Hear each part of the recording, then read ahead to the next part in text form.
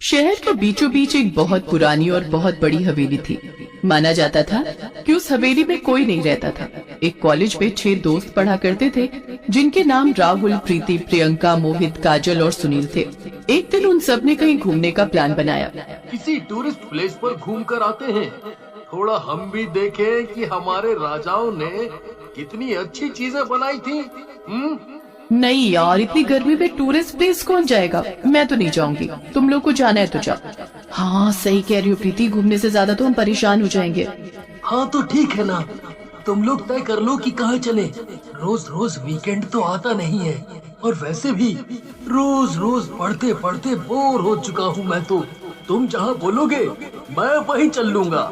हाँ। वीकेंड को तो मैं भी चलूंगा। अब तुम लोग ये बताओ कि चलना कहाँ है? किसी पार्क में चले, मजा आएगा। वहाँ ठंड भी होगी और हरियाली भी, बहुत मजा आएगा। फिल्म देखने चले क्या? कुछ तो नया आया ही होगा। इसमें क्या नई बात हो जाएगी? फिल्म देखने में क्या मजा, वो तो हम लैपटॉप पर भी देख सकते हैं। तो तू ही बता दे कहाँ चले।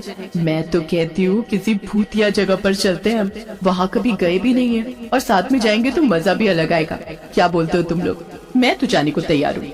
हाँ प्लान तो मस्त है, पर डरावना भी है। क्या पता कुछ हो जाए हमें तो कैंसिल करते हैं ना। वैसे भी अपने शहर में कोई भूतिया जगह नहीं है। मैं जानता हूँ एक जगह जो बहुत भूतिया मानी जाती है। कहा जाता है कि उस घर पर बहुत सालों से कोई नहीं आया, और कोई कभी वहाँ जाता भी नहीं है।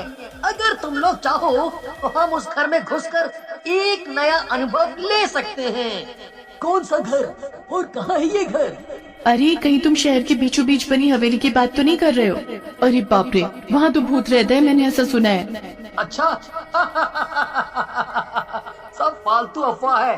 पर चलो अब फाइनल हो गया है, तो हम उसी हवेली में जाएंगे और देखेंगे कि आखिर कौन सा भूत या भूतनी रहते हैं वहाँ पर।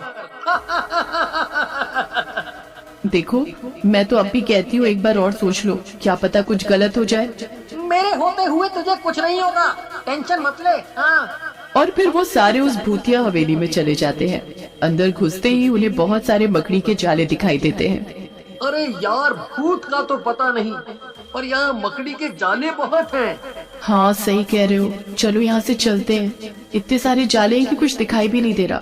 अरे आ गए तो देखते हैं ना कौन सा भूत है यहाँ पर। फिर सारे के सारे मिलकर एक कमरे की सफाई करते हैं और वहीं रुक जाते हैं, और बीच में बहुत सारी मोमबत्ती जलाकर खेलने लगते हैं। तभी प्रीति कहती है, सुनो यार मुझे बहुत प्यास लग रही है, क्या तुम लोगों में से कोई पानी लेकर आए है? अरे यार पानी लाना तो भूल ही गए। देख इतनी बड़ी हवेली है, पानी का इंतजाम भी तो किया ही होगा इन लोगों ने। हाँ, नहीं मिले तो मुझे बुला लेना, मैं ढूंढ लूंगा। मैं यही बैठा हूँ इन सब के साथ। बोलेगी तो अभी तेरे साथ चलता हूँ, दोनों साथ में ढूंढ लेंगे। नहीं नहीं तू यही बैठ, मुझे इतना डर नहीं लगता। मैं अभी पानी लेकर आती हूँ।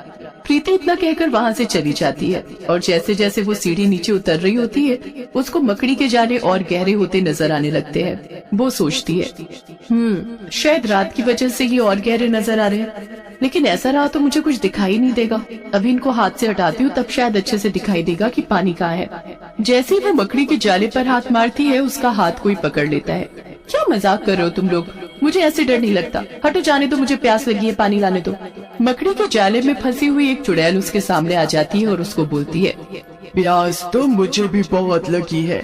अच्छा हुआ तू आ गई, चल आजा, साथ में पानी पीते हैं। इतना बोलकर वो प्रीति को चुड़ैल अपने जाल की तरफ खींचती है और उसी में गोल गोल घुमाकर मार डालती है। फिर उसका खून पी जाती है।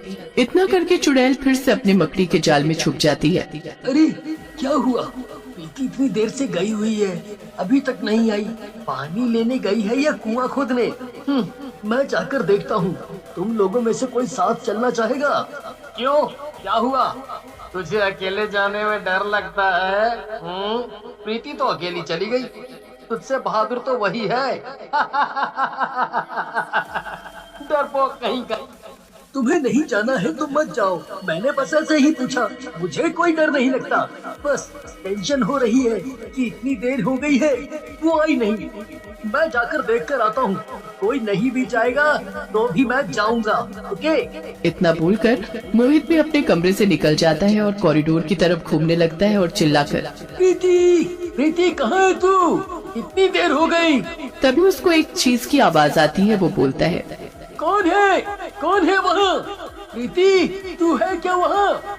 उसको ये आवाज दूसरे रूम से आ रही होती है। वह उस रूम की तरफ बढ़ जाता है। रूम बिल्कुल साफ सुथरा होता है, वहाँ कोई भी मकड़ी का जाला नहीं होता।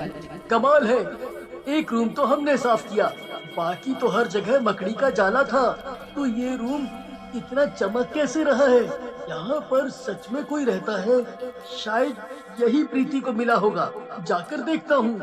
मोहित अच्छे से साफ रूम में घुसता है और देखता है कि वहाँ पर एक बड़े से टेबल पर खाना सजा हुआ होता है। इतना सारा खाना, भूख भी बहुत लगी है। ये बोलता हुआ वो एक कुर्सी पर बैठ जाता है।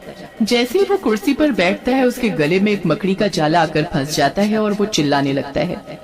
धीरे धीरे मकड़ी का जाला उसके पूरे शरीर पर लिपट जाता है। तभी वहाँ चुड़ैल जाले के बीच से निकलती है और बोलती है, कोई नहीं बचा पाएगा तुझे, यहाँ मेरा राज चलता है। मैं यहाँ आने वाले लोगों को मकड़ी के जाल में फंसाकर मार डालती हूँ और उन्हें खा जाती हूँ।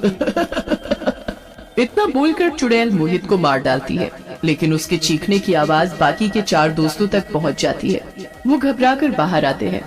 ये तो मोहित की आवाज थी, चलो देखते हैं क्या हुआ। मैंने कहा था ना कि कुछ गलत हो सकता है, तुम लोगों को हर चीज में मस्ती सूझती है। अब देखो मोहित और प्रीति पता नहीं कहाँ चले गए। ऊपर से मोहित की चीखने की आवाज आ रही है। तू हर बात पर इतना डर क्यों जाती है? क्या पता मोहित हमें डराने की कोशिश कर रहा हो। हाँ, क्या पता वे दोनों हमें डराने की कोशिश कर रहे हो। मिलकर प्लान किया हो दोनों ने, कुछ भी हो सकता है। देखते हैं जाकर। नहीं, मगर काजल सही कह रही है, क्या पता कुछ गलत हो गया हो। हमें यहाँ से चलना चाहिए, मुझे डर लग रहा है। वो चारों जैसे ही गेट की तरफ पहुँचते हैं, गेट बंद हो जाता है और पूरे गेट पर मकड़ी का जाला फैल जाता है और उस जाल में से एक भयानक चुड़ैल बाहर निकलती है। क्या हुआ? तुम लोग तो भूतनी देखने आए थे ना? नहीं देखनी। यहाँ कोई भूत नहीं रहता, यहाँ मैं रहती हूँ, चुड़ैल। इतना कहकर वो सुनील की गर्दन से सुनील को उठा लेती है और फिर नीचे पटक देती है और एक बार फिर अपने जाल में फंसाकर सुनील को उन तीनों के सामने मरोड़ देती है और फिर खा जाती है। राहुल, काजल और प्रियंका बहुत डर जाते हैं और खिड़की से कूदकर बाहर पहुंचते हैं। वो लोग जंगल की तरफ भाग ही रहे होते हैं कि अचानक राहुल और प्रियंका के पैरों को मकड़ी के जाले जकड़ लेते हैं। चुड़ैल उन्हें जालों में जकड़कर पैरों से खींचते हुए अपनी हवेली की तरफ ले जाती है और पेड़ पर टांग देती है और फिर अपने नाखूनों से दोनों का पेट फाड़ देती है। ये सब देख काजल एक पेड़ के पीछे छुप जाती है। आखिर में तो ही बच गई है, कब तक बच पाएगी? आज नहीं तो कल ये चुड़ैल तुझको खा जाएगी। चुड़ैल यही गाते हुए काजल को ढूंढती है। तभी उसको रोने की आवाज आती है। काजल रो रही होती है। क्या हुआ? डर लग गया? तुम ही लोग देखने आए थे ना यहाँ भूत? ऐसे होते हैं भूत, देखो। मुझे माफ कर दो, प्लीज माफ कर दो। मैंने उन लोगों को मना किया था, वो लोग नहीं माने। अब मैं कभी यहाँ नहीं आऊंगी। मैं हमेशा के लिए यहाँ से चली जाऊंगी और ना मैं किसी को बताऊंगी कि यहाँ पर क्या हुआ था। प्लीज मुझे जाने दो, प्लीज मुझे जाने दो। तुमने वैसे ही 5 लोगों को मार दिया है, तुम्हारा पेट तो भर ही गया होगा। मुझे छोड़ दो, मुझे जाने दो। मैं एक दिन में 1 मारूं या 5, मुझे फर्क नहीं पड़ता। और तुझे छोड़कर क्या मैं अपनी शामत बुलाऊंगी?